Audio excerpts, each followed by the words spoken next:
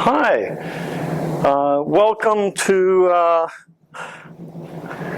Life in the Voyager Lane. This is Sandra. Hi. And she'll be portraying, what are you doing? Well, basically, I'm a British wife, soldier's wife, officer, and it would be how an officer's wife, how her life was here in the 1812, and her husband has been tragically killed, and it's her story from that point on after her husband has been killed, her survival. Oh. So I'm going to pretend that I'm hiring young men to travel back to Montreal. And I'm going to tell you what the requirements are and tell you a little bit about what they do, sort of thing. The first thing is they need to be fairly short because they didn't want guys like me because my legs are too long and it takes too much room in the canoe. They want to it's about making money, bringing pots, pans, tomahawks. So this is one of the trade items that they would have brought. And if if you think in the 1800s, all we really know is about a tomahawk, and we think somebody coming after you to scalp you. But this was such a useful tool. They used this to chop wood. They used it to prepare their meat. They used it to bang stuff in. They used it for all kinds of things. And as soon as she looks at me, it's funny. You make me nervous.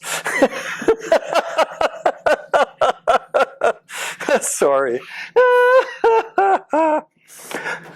So that's one of the trade items that would have been in these big bales here.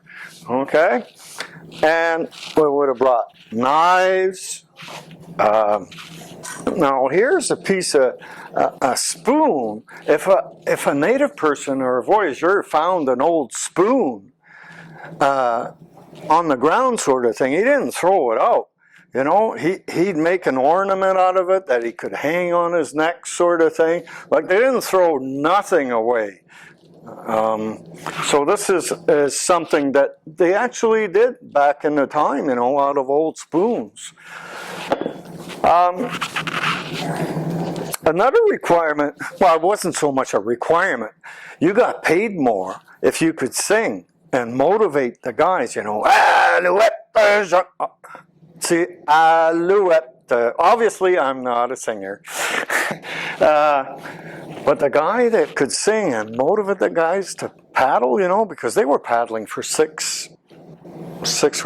almost 2.5 months there and back, you know.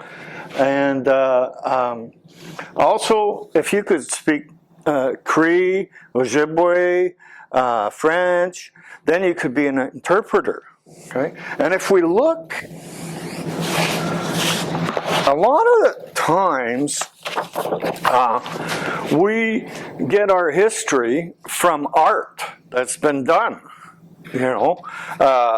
So we don't just guess that we're gonna dress this way and that. So if you look at this picture, it kind of tells a story, and that story is, you see the guys carrying. Can you see that? Carrying the packs up. Now, if you look in the canoe, there's 2 persons, right? Okay?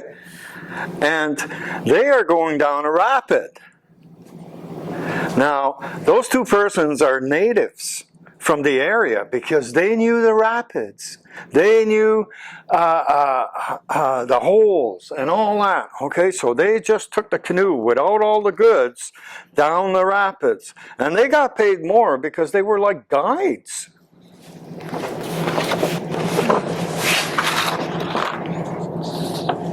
We didn't talk very much about the Voyager Canoe. I don't know if you can... So that's they call it a canot du maître. And that's, in English, that would be like the boss's canoe, you know. And it was 36 feet long, so sort of like one of your school buses. It weighed 600 pounds, and most of the time they only had 6 to 7 persons paddling in it because they had all this material. See these bales here? They're 90 pounds each, and they had all of these, and they were full of pots, pans, axes like I showed you, knives, gunpowder, guns, all kinds of supplies. So on their way from Montreal, they would stop in Massey, they would stop in Blind River, and what did they do when they stopped there? They dropped off some pots, pans, and all that, and emptied their canoe, and then they stopped in Sault Ste. Marie, and then finally when they made it to Thunder Bay, their canoe would be empty. Now they would load it up with furs. Sandra's going to talk a little bit about the furs that were harvested. This was all about harvesting furs. Yes. This here is a deer fur. And, it's a little prickly, it's a little bristly. So, it had its place with the fur on it for underbeds. But mostly they tanned the furs. And when they tanned the fur, this here is how it turns out after it's tanned. It's very soft. It's most of the clothing was made from this. Shoes. Is that a poncho you made, Sandra? No, this one Yeah, isn't. show the No, folks. this one isn't. Yeah.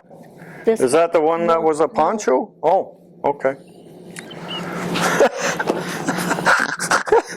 This is the shoes that, these are actually what they call woodland shoes. These are from this area.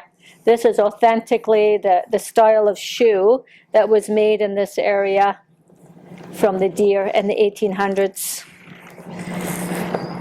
And, obviously beaver was the most, they used beaver, in currency, and it depended on the quality, depends on the line. And that was based, they discovered felting. They would take wool and they'd boil it. So they'd make a hat or a blanket 4 times the size, and they'd boil it and it would shrink to like 4 times less. Like this particular hat, what it did is it made the nap so tight that it became, no air could go through. So it was way harder, airproof, waterproof, and that was a lot of things that, and the cold weather that really held its value in currency up here. And this here is actually a beaver pout, which I'll just show you here. And they used mercury to take off the top fur. And underneath this, I don't know if you can see, it's thick, but there's like a very, very, very tight waterproof fur under there. And they felted that. And this is a beaver hat from that time. And it was like, they used to call them a felt hat, was because they would take the beaver with that very, very slight, tight fur, boil it, and it did the same thing. Although in the 1800s, it was top hats. It was very much, you didn't step out in society without having a beaver top hat. So it almost became the distinction of the beaver, the extinction of them, because of everyone in Europe wanting one of these hats.